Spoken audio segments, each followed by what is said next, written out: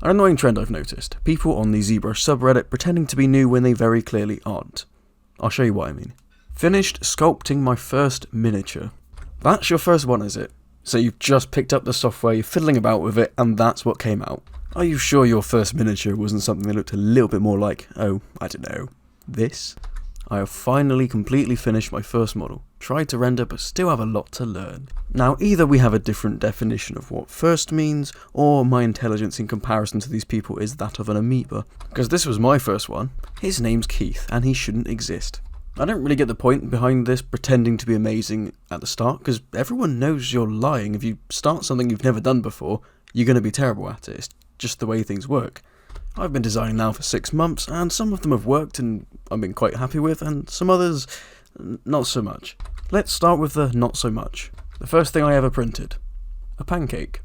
Second thing I printed, a very badly sculpted spaceman thing. And then there was the fails. Oh, the fails. Of many there were. At the beginning, I really didn't know how to use the printer properly or set it up. Even after watching a lot of tutorials, there was a lot of things I didn't get right, say the temperature, the level, things like that, which resulted in an uncomfortable amount of waste. At that point, I was just happy with anything printed. Now, before I continue, I do want to address something about this video.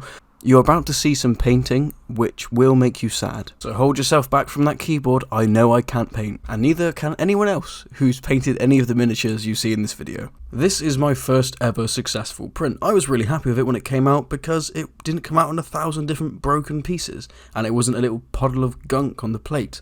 At this point, I was just happy that anything came off that plate in one piece. Well, it was in one piece until I dropped it. There was a very bad design mistake I made right at the beginning where I made bits and pieces way too thin.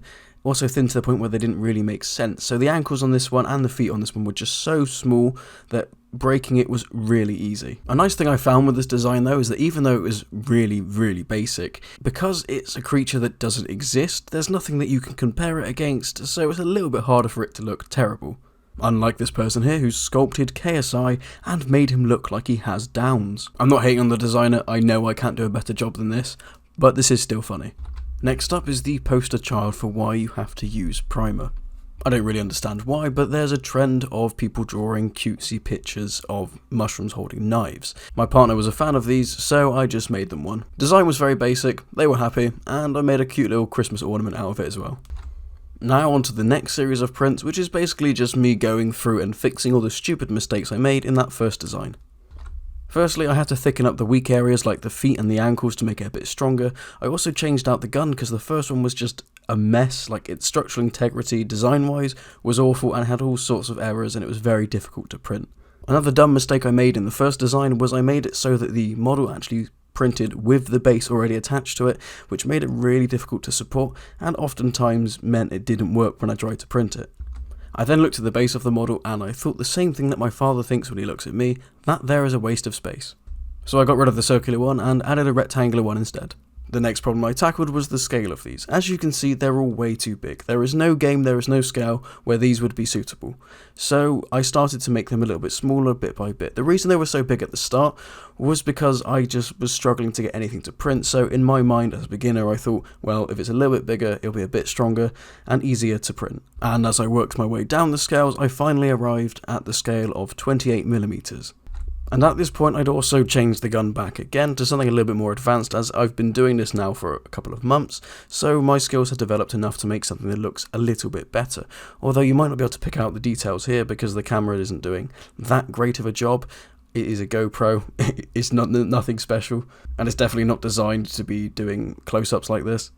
The gun changed because I just thought it looked a bit too orcish. Also, it just looked way too big. It looked like if they were to fire this, they would break their wrists every single time, which would make the weapon somewhat useless. Another thing that made a massive difference is I learned some more techniques on how to pose them to make them look a bit more interesting and add a bit of variety, as I tend to like to have a character have at least 4 different poses when I release it. At the point where I started making the reptiles have square bases, I also started making people. Not the old-fashioned way, no one wants that. As they were made alongside the reptiles, they evolved in a very similar way. They only had one pose and they were way too big. After making them smaller, they were still way too big. After sorting the sizing out, I then added a few details, changed the gun, gave it a scope, and added some very much needed ammunition storage, even though the magazines on those guns are ridiculous. They're just basically one massive block. And like with the reptiles, I added a few more poses, and that was them pretty much done. If you like the look of either the reptiles or these guys, they are available for free, as it's not my best work, but it's also not that bad. They're at least worth nothing. This one here is the most recent print that I've done, and in this design there wasn't really much of an evolution. In fact, the first print that I did of these was pretty much perfect. I didn't really change anything. I did one test print to make sure these models worked, and luckily they did. The biggest difference now, after about 6 months of experience, is the time it makes to create these. The early models took me weeks to make them, but these ones a couple of days. So at the beginning, when it feels like it's a ongoing, laborious, impossible process that seems to go on forever, when you become a bit more experienced, it's really not that difficult, and now I can make silly little things and throw them out pretty damn quick. So I'd say you don't want to put too much pressure on yourself. You will get better, things will become easier, and you'll be able to do things way quicker. Because we can't all be perfect like this chap and have our first design be Disney quality. I hope this video has given you a bit more of a realistic look at what you can achieve. As long as you set yourself reasonable goals, this hobby is just fine. Just don't expect to be doing stuff like this. At least not straight away, as the people that are telling you that they're doing that are lying. If you like the look of any of the designs in this video, there will be links in the description below. Thank you for watching, I will see you next time.